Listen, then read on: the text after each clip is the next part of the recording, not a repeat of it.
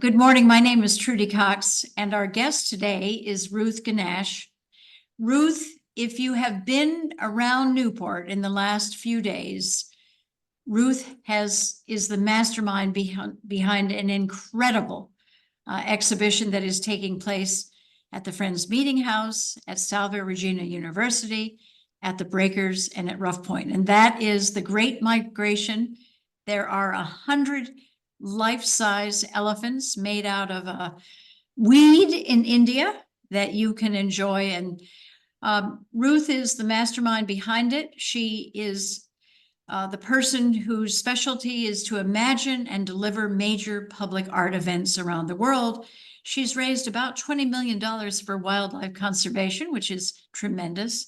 And she's won a lot of awards, including Best Cultural Attraction, Most Innovative Fundraising Campaign, and multiple Guinness World Records.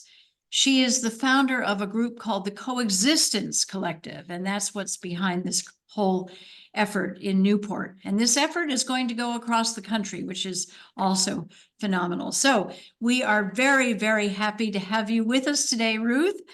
And I guess the first question is, how did you come up with this incredible idea? And tell us what the Great Migration is all about.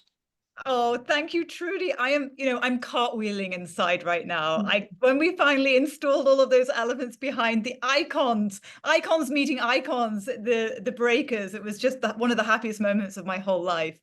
But yes, this idea, it's been in incubation for almost a decade, much longer than an elephant gestation. And I spent a long time working with elephants, around 20 years. And more recently, as the rest of the world has started talking about restoring wildlife, restoring biodiversity in landscapes that are back home, for me, it was this sort of light bulb moment of realizing, hang on a minute, the story of India and the story of India's coexistence with the biggest land mammal on the planet is actually an incredibly inspirational story for the rest of the world as we try and put back wildlife in all of the landscapes where it's gradually reduced over the last few centuries. So that was where the idea came from. And my co-founder is somebody from the Nilgiri Hills in southern India in Tamil Nadu, Dr. Trustee Curator, and he has spent his whole life working with elephants and identifying the different personalities of different elephants, and also ridding India of this terrible invasive weed lantana. And it was sort of a fusion of the two of us where we said, let's make 100 elephants and migrate them across America to help start sharing this story. And he was like, great, let's make them based on the actual elephants I know, I've been studying and everybody knows the personality and names of in the Nilgiris. So that's where it all came about. And your goal is, and I want you also to talk about the work you did in Great Britain, because that's impressive, and the graphics and photography are really unbelievable. But the goal is, just so I understand, to get human beings to understand that we need to find a way to interact and to live together with animals. They shouldn't be out in the wild, and here we are in our apartments. We're trying to make this one world. Is that what the goal is? Trudy, you got it so well. Absolutely. I think if one thing is true, that there's not enough protected area for wild animals at all, not by even a sort of the most basic estimations. It's far, far less than is needed. So unless we want to live essentially in a zoo with hardly any wild animals, a very lonely existence, we've got to figure out how to relearn how we used to live, how the indigenous people live alongside wildlife, know their behaviors, and just make small adjustments to our lives so that we can all live together. And I think that's a really essential message for the world, especially given that there's so many, I think it's such a jargon term, but the ecosystem services that that so many animals provide, whether it's eating the mosquitoes or it's coyotes killing all the rodents and keeping the ecosystem in check. All of that is so essential to our own pleasure and survival, and makes the human habitated areas more healthy. So yeah, that's very much the message. And this in whole, addition, we want to raise a lot of money. I meant to say that. We want to sell the herd 10 times over and raise a lot of money for projects, of course, in India, but all around the world where animals are overlapping with humans. and this idea got founded or first tried out in Great Britain, is that right? In London? Do you want to talk a little bit about that? Yeah, I'd love to talk about that. Yes, it was kind of the test ground for America. We thought we'd start on our home turf. So we started off in London's royal parks and put them all over the Mall in front of Buckingham Palace and closed the road for a few days, created an elephant corridor. We had them on the King's Road trumpeting away. It was a phenomenal success. It was the end of the pandemic, so we were a bit nervous. And I must say, within the first week of being in Newport, you're really giving London a run for its money in terms of reception, and my inbox is over exploding with people saying I want to buy an elephant. So Fantastic. we're going to knock it out of the park in America in a way that we didn't dare to imagine, you know. Well, I've spent a little bit of time both at Salve and the Breakers over the last few days, as you can imagine. And I have to tell you that it certainly puts a smile on the faces of young people and old people.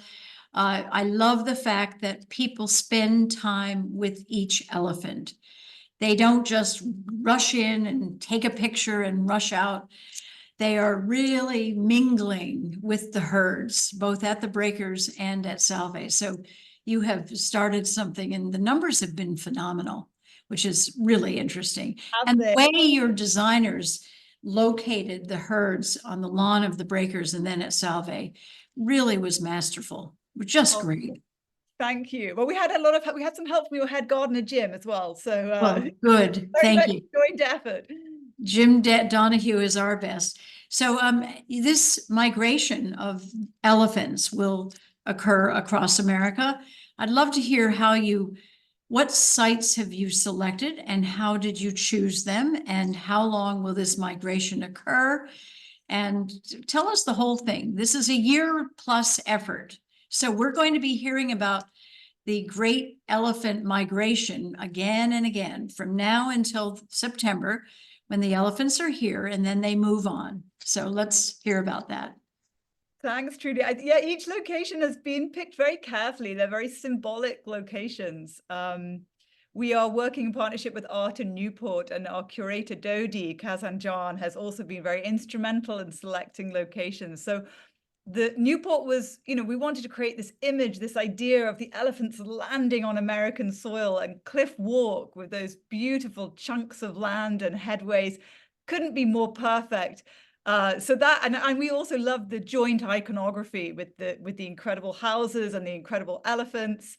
So that's where, and of course, friendships really matter. We wanted a warm embrace to give us confidence to continue the journey, which, Newport has most certainly given us.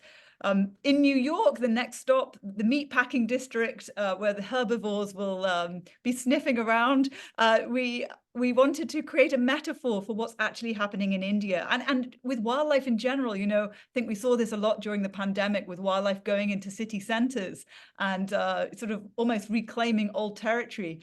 In India, you have elephants constantly coming out of their fragments of forest and wandering through tea plantations, agricultural land, but also through villages and towns. So we're excited to put them next to street lamps and crossings and next to cars, because that's really the case. And may I ask, how will you create herds in a city center?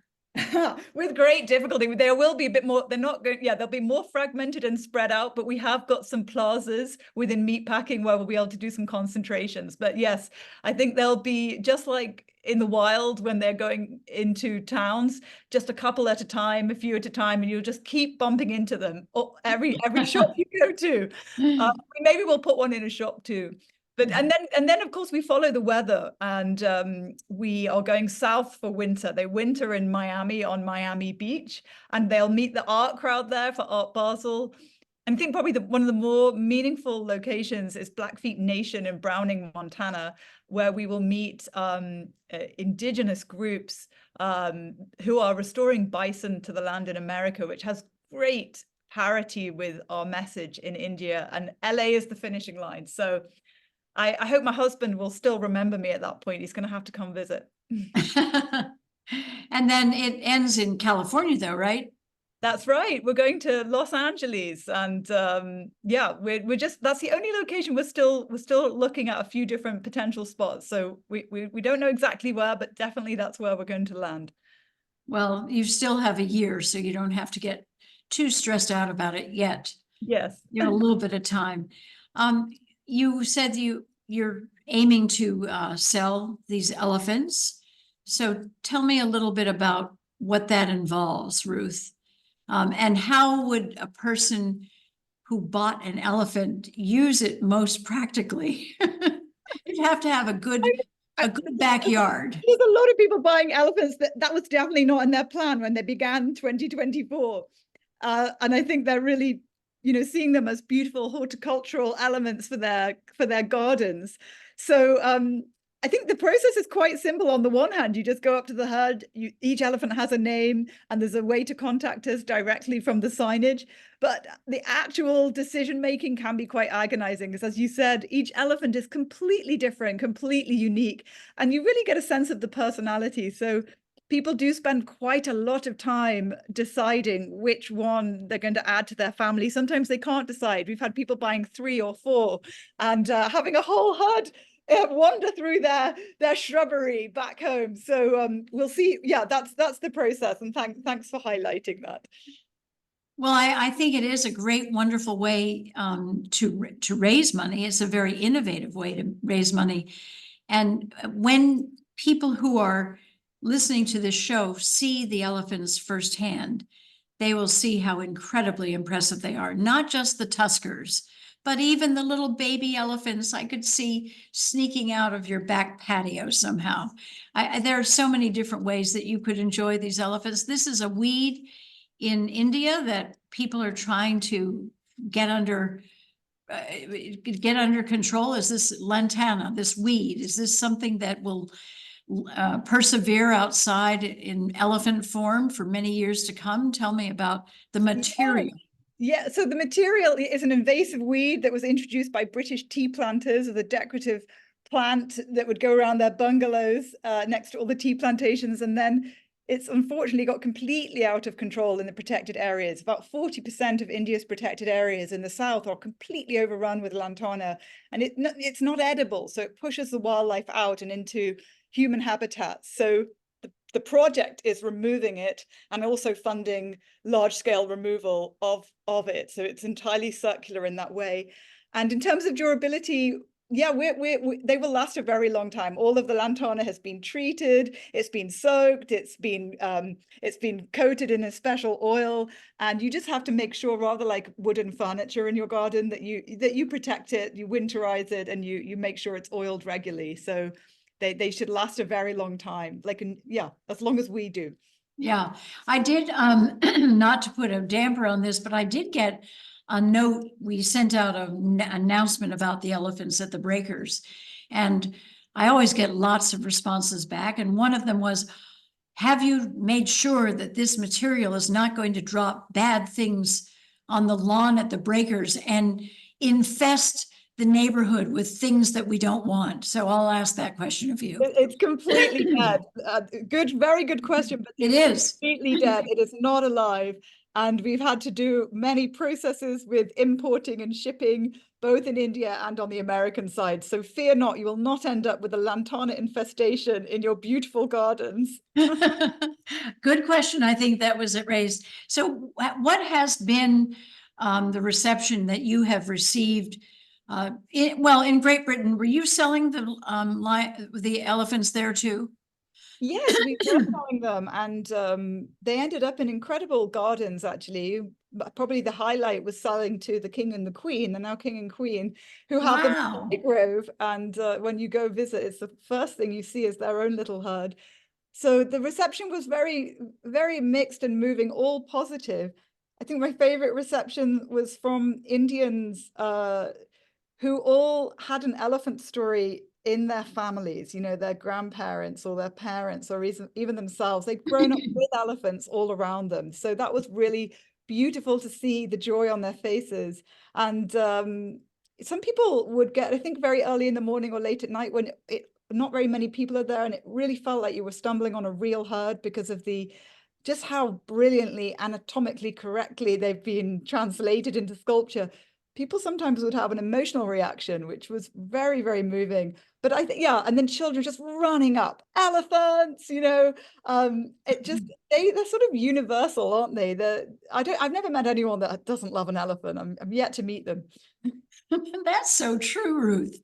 You are so right. People do love elephants. And that's how the children yesterday, when I was over there most recently, really, really, but you have a sign that says, you can't climb on them, but you are welcome to kiss them. And all of these little children were kissing the trunks and kissing the legs and crawling under the elephants. They were having so much fun. Oh, I want to see that. Yes, they do kiss them and hug them. And sometimes they feed them. They've been taking the grass. That's the only thing that you might have a few bald patches, Trudy. They take up the grass and pop the grass in the elephants' mouths. I think that's great. This issue of trying to get the message of sustainability out, I think is so important.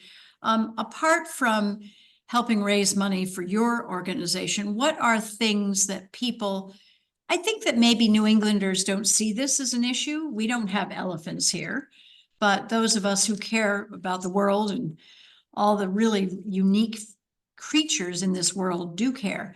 Are there things that all of us as citizens of the world should be doing to practice sustainability, practice wildlife protection?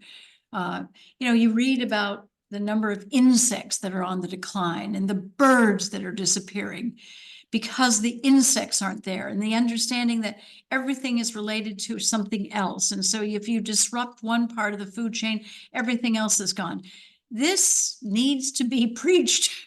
People don't get it. So what are things that a Newporter could do that could help save the unique parts of this world?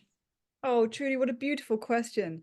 Yeah, I think it's a great question. It's definitely not just about the really big species. It's really all species, great and small. And we were keen to make sure that every location we go to with the herd, we also support local efforts that help the environment and help the ecosystem. And I really think that at an individual level, it's about finding out who is doing what in your environment and just getting behind them in whatever way you can, whether it's volunteering time or giving donations to help boost what they're doing. It's a very small number of people in the overall scale of things that are actually working to protect wildlife and ecosystems. Our local partner is Save the Bay. They're removing the invasive Phragmites and they're helping the salt marsh sparrows. So we love the message that it's literally all creatures, great and small, from the biggest to one of the smallest, that we're helping. And then I think on a local level, just looking at what we put on our gardens, Newport is a great place for gardening, and trying to reduce practices that kill insects and then have the impact on the birds, and then what eats the birds, and so on and so forth. Just these very small modifications that can actually make a humongous difference to the health of an ecosystem. And then on a bigger level, yeah, it's how many flights we take and our overall consumption levels. I love what everybody writes about Newport, that people tend to have family heirlooms. How wonderful. It's all about conservation in every way, conservation of what you wear, conservation of buildings. And I think that's a beautiful way of living, where we're not just consuming relentlessly. There's actually more value in something being old than something being new. Well, one of the things that I think you're doing is really planting a seed for young environmental activists to emerge. Those kids running and hugging the elephants yesterday, I hope, will become advocates and spokespeople in another 15 years. We certainly do need them on this planet. So I think you've laid a groundwork for that to occur. Do you think can you tell us a little bit about the reaction of Indians to this effort? And are Indians maybe more mindful of sustainability and the impact that animals have on communities, or are they less so? Do they need to be better trained and better taught? Or I don't know enough about that part of the world. I've been to India once, but for only 2 weeks, and that's it. Well, I think Indians really appreciate the message of the exhibition because it's very sensitive to our history collectively. It was colonialism in a way that wiped out a lot of wildlife in India, and this idea of hunting, and it's Big game hunting, that big sort of game, thing. that, Yeah. that sort of thing. The trophies, the the Hindu tradition in India is one of the most environmentally friendly religions in the whole world. It practices vegetarianism. It makes the elephants into gods. And then we're working with indigenous communities who are animist in tradition, who see all living beings having a soul and a spirit, and the wind in the trees and the rivers are our veins. It's a very beautiful, poetic way of perceiving the world and our place within nature, where other species are, they're beautiful people, they're our biological kin, they're our brothers and sisters. So there's this equality that goes on, and rather than that pyramid with humans at the top. And that, I think, is the real reason why India's human population has doubled in the last 30 years, but so has the number of elephants, and tiger numbers have gone up, and rhino numbers have gone up. And that's really contrary to the rest of the world. And I think Indians appreciate that we're not just saying save India's elephants. Yes, this is definitely helping India's elephants, but it's celebrating the beauty of thought that exists in that country and exporting it to the world. And that, I think, has gone down quite well. That is interesting. I didn't know that the population, though, of many of these almost extinct species is coming back. And that is because there is a commitment on the part of what, government or people? How is that happening? Because we certainly here in the United States could learn from that. Yes, it's a combination of both, really. It's great government policies and efforts. They've built the world's largest wildlife overpass in central India. So there's huge Herds can get from one underneath. side of a road to another, or a river, or what are Yes, they trying to pass exactly. over? They're being able to go from one forest to another, even though there's huge infrastructure and road upgrades going on and fast roads going in. They're making sure within the planning there's millions and millions that are being set aside to also allow for wildlife to continue to thrive alongside human activity. So that's happening at a sort of science and conservation and governmental level. And then the mentality, there is sort of a national empathy for other species that really respects and reveres different animals as an equal to a human being. And I think that's probably, ultimately, it comes down to willpower, and that willpower is there at a very individual level in India. That is really interesting. So did it happen, Ruth, that all of a sudden news reports started coming out saying we're losing our elephants, we're losing our rhinos, we're losing all of these other creatures, and everybody kind of got nervous and went, my God, we've got to do something? Is that, I just think this is a really great environmental success story that animals are on the way back. Yes, it is. I think there were definitely moments when there was a realization that the tiger numbers were far lower than previously thought, and the way that tigers were being counted had led to the wrong numbers being reported and much higher numbers. So there were definitely moments when there were gasps within conservation circles that the numbers of animals were much lower. But I think it's a general there's just a general ethos that has helped bring them back, and a determination as well to do so. So it's kind of a bit of both. I don't think there was ever any one big moment. That is so interesting. Now, would you consider broadening the scope of your work to include African elephants? Well, And what are the complexities and challenges there if you were to do that? Different society, yeah. Different culture. Different culture. So the issues across Africa have generally been poaching. That's the most reported. There have been changes in law, especially in countries like China, that have really helped bring the poaching crisis down. And human-wildlife coexistence is now becoming the red-hot issue everywhere with so much development going on in countries across Africa. So actually there's an increasing commonality, although of course the density of human beings and elephants is different there. India, you have around 400 to 450 people per square kilometer. It's one of the densest populations on the planet. So, but it is becoming an issue. And actually, Trudy, we are supporting we wanted to be inclusive with this effort. And if people look carefully, they will find a couple of African elephants represented within the herd, because we wanted this to be a moment for all elephants. And we're supporting the Sheldrick Wildlife Trust. We're supporting Save the Elephants and a few of our friends over there, so that we're telling a unified story that relates to every species of elephant. That's great. And tell us a little bit too about the actual coexistence collective of which you are the head. How did this organization get founded? How are you doing in terms of getting your message out? How are you doing financially? Is this a nonprofit that's going to last? Thanks for that. I'm actually a mere co-founder of that effort. It's very much a community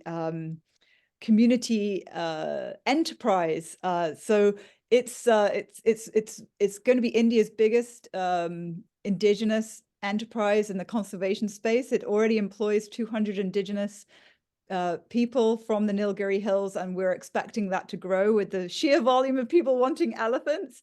And yeah, it started very small, a slab of concrete and 10 people. And now we have the Pania, Soligar, Katanyunkan, and the Beta Karumban communities all employed and growing. So that effort really is a revolutionary effort in India, in that those communities are making something that the world really wants and values, and is demanding quite a decent sales price and huge status. The president of India has elephants outside the official presidential residence in Delhi. The prime minister of India has visited these workshops. There is enormous pride, and these communities were previously lowest of the low. They were tea pickers on the estates. So it's a beautiful story that we're so delighted at how it's turning out. I love this story because it's not just practicing and preaching environmental protection, but also economic growth and job creation and artistry. Who of these different neighborhoods that you're working with, how do you find the right people to do the artistic creation of each elephant? Each elephant looks real from a distance. It's not a caricature. These are beautifully put together. So how does that happen? Who creates the art?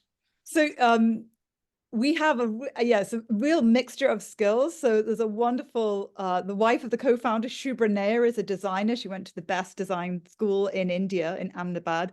And she drew out each elephant that husband Tash studied. So there is this deep connection with those individual elephants. And then, of course, the people who are making them live with them. They know those elephants. They know them by name. They know their personalities. And I think that's why when people go up to the herd, they can sense and detect who is confident, who is shy, who's thinking about something. You really get that sense of personality from them. And I just think it's a unique set of circumstances that enabled, when people make elephants, every time, the amount of elephants I've seen in the last 20 years, they're normally big and fat and round because it's our idea of an elephant. But this really is a very loyal representation of elephants that they see as beautiful people, as people that they live with. Oh, each of the 100 elephants that are here in Newport are very different, one from the other. Each one has its own look and personality and style. They all have style. So the artistry behind these elephants is truly extraordinary. It's beautiful, beautiful work. So I just absolutely adore you, Ruth. We love having you and your creation and your creativity here in Newport. It's been so much fun to work with you all. And we're 100% behind your efforts, and we're cheering you on and hope we can help in other ways. So I want to thank you. Any final remarks before you? I know. Thank you. Move on. Thank you, Newport. We love you right back. It's boomeranging right back. And just big shout out to you, Edith and Dodie from Art in Newport, all of you for being such great matriarchs to this effort and helping the first step go off in ways we couldn't imagine. Well, I think you have a very promising month and a half ahead here in Newport. So we will take care of our elephants, and I'm sure Salve will do the same. And we'll see you again, Ruth. Thank you so much for joining us. Thank you. Thank you. And now I am so excited about introducing our audience to Nicole Williams, who is our Curator of Collections at the Preservation Society of Newport County. We have a big exhibit that follows up on what we were just talking about, the elephants on the lawn. This is an exhibition called Wild Imagination, Art and Animals in the Gilded Age, and it will open up on the 30th of August. And Nikki is the creator behind this exhibition. She has done other exhibitions for us, the well-regarded Celestial City, Newport and China, which actually we're so pleased, do a little boasting here, won the Award of Excellence from the American Association for State and Local History. And that award will be presented in early September in Mobile, Alabama. So bravo to you. Nikki has an impressive resume. She has a BA from Harvard and a PhD from Yale in the history of art. Her specialization is American art, of course. She has been a scholar and a curator on 19th century American art and its global context. Her research has been published in museum catalogs and scholarly journals, including Women's Art Journal, the Journal of Modern Craft, 19th Century Art Worldwide, Photography and Culture, and Panorama, Journal of the Association of Historians of American Art. So we have a very, very accomplished curator on our staff. That's Nikki. And I want you to tell us, if you will, Nikki, a little bit about the inspiration. Tell us about the exhibition, Wild Imagination, and the inspiration behind that exhibition. Sure. It's great to join you, Trudy. First, thanks so much for having me. I'm really excited to share a little bit more about wild imagination, art, and animals in the Gilded Age, which was largely inspired by the work of Elephant Family USA and everything that Art in Newport and Elephant Family did to bring the elephants here to Newport. Just a fantastic project, which I was very privileged to play a small part in very early on. And working on that project really formed the inspiration for the Rosecliff exhibition. I wanted what we were doing inside the galleries to match what was going on outside the galleries. I wanted to extend some of these themes of animal care and conservation and coexistence, and think about how those themes were really rooted in the Gilded Age and played a large part in Gilded Age society. So the exhibition, Wild Imagination, it explores how this period known as the Gilded Age really shaped our modern relationship with animals. It shaped our relationship with wild animals. It shaped our relationship with domestic animals in myriad ways. And all of these developments we treat in different sections of the exhibition. So we'll talk a little bit in one section about how the rise of industry and urbanization moved a lot of Americans away from a lifestyle that was in closer contact with animals, living on farms and in villages where Americans reared animals and worked them and lived off their products. And suddenly Americans are working in urban environments and offices and factories and losing that sense of close contact with animals and feeling really a sense of nostalgia for the first time, for a sense of lost kinship with animals. We'll be talking about how this period saw a surge in pet ownership among the middle classes and the upper classes, particularly in places like Newport. We'll talk about the rise of the animal welfare movement, of which many Newporters played an important part. In this period, we also have the popularization of natural history pursuits like bird watching. So if you're a bird watcher or if you're an insect collector, the Gilded Age is really the origins of that phenomenon. And then we'll also be thinking about circuses and zoos, which had their heyday in the Gilded Age, and travel and trade and imperialism, all of which brought Americans into contact with new exotic species and really made certain species knowable for the first time and viewable for the first time. So it's a range of topics that we're treating, and we have a really exciting array of objects as well, paintings and sculptures and ceramics and photographs and even fashion, all of which tell different facets of the story, and all of which are We have been beautiful and very, enchanting in their own ways. we have been very lucky, thanks to you, to get other museums, other institutions to loan things to us for this exhibition. So what are the things that some of the objects in the show that you're most excited about people seeing? Oh, there's some fantastic loans. One of them is a 250-pound bronze owl sculpture coming to us from New York University and the New York Historical Society. And it has eyes that flash electrically. Now, this owl sculpture originally adorned the roofline of the New York Herald building in downtown Manhattan. And it was there as a symbol of the Herald's emphasis on the pursuit of knowledge and knowledge dissemination, because owls were ancient symbols of wisdom and knowledge. Also because the publisher, James Gordon Bennett, who's an important figure in Newport, was just obsessed with owls. He also had owls on the gateposts of his house, Stone Villa here in Newport on Bellevue Avenue. Stone Villa in Newport on Bellevue Avenue, where the market is and CVS is, right across from the Right, 10th Hall of exactly. Fame. Exactly. So, very famous that those owls on the posts of the gateway into that property, people always remember somehow about those gate posts and those owls. Well, they were completely haunting because they also had eyes that illuminated when people passed by. So this is, also utilizing the new technology of electricity in the Gilded Age, which was new and exciting. And a little known fact, Bennett also asked Stanford White, who designed the Herald building, to design him a 200-foot owl mausoleum for his burial. So Did he do it? and they're design drawings, but it was never completed. I wish. Oh, and where is he buried? James Bennett. I don't know. I have to. Yeah, I don't know either. So, okay, we have this big owl coming. What else are we going to see? We have a wonderful trompe l'oeil painting, which means trick of the eye. It's actually more of an object than a painting. It's a wooden crate. It's a wooden box that's been covered in canvas on all sides to make it look as if it contained a cat inside.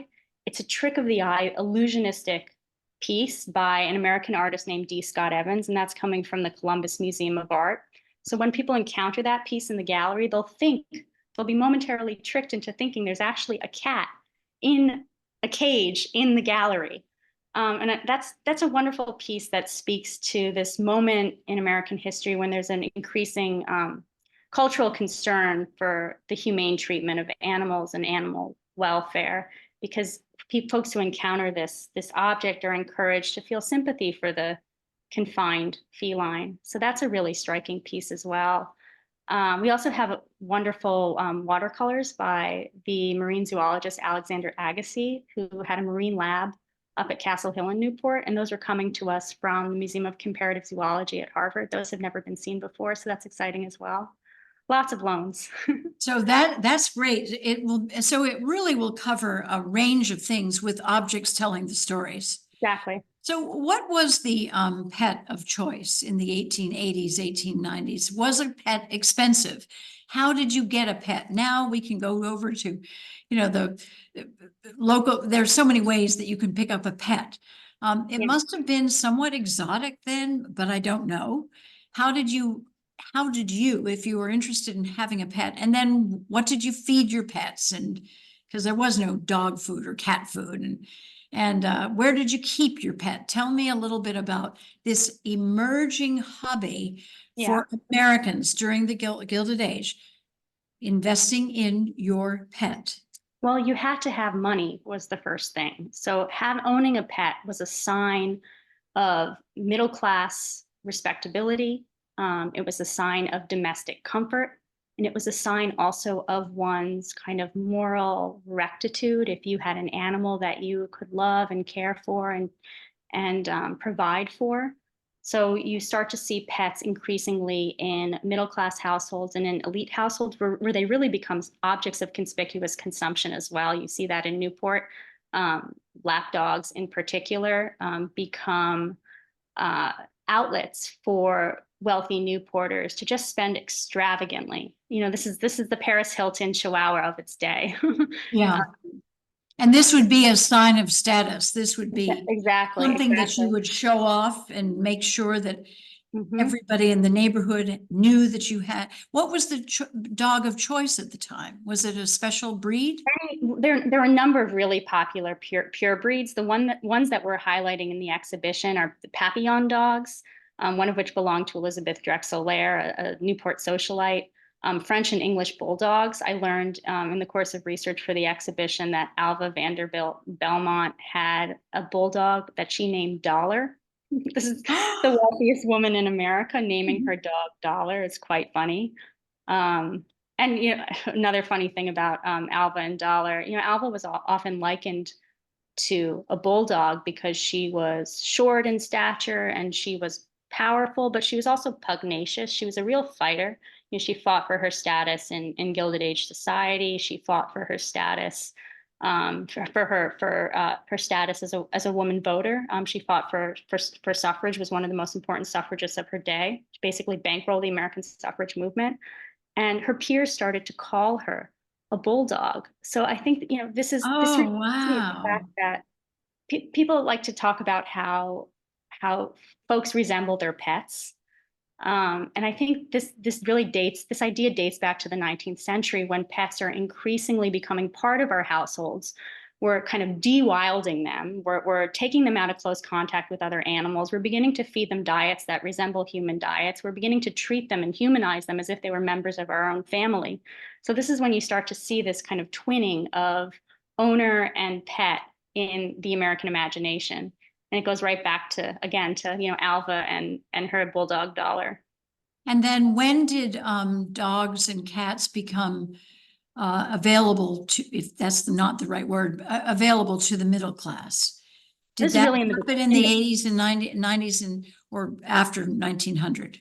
Earlier in the Victorian period, but it's in the Gilded Age that pet ownership really explodes.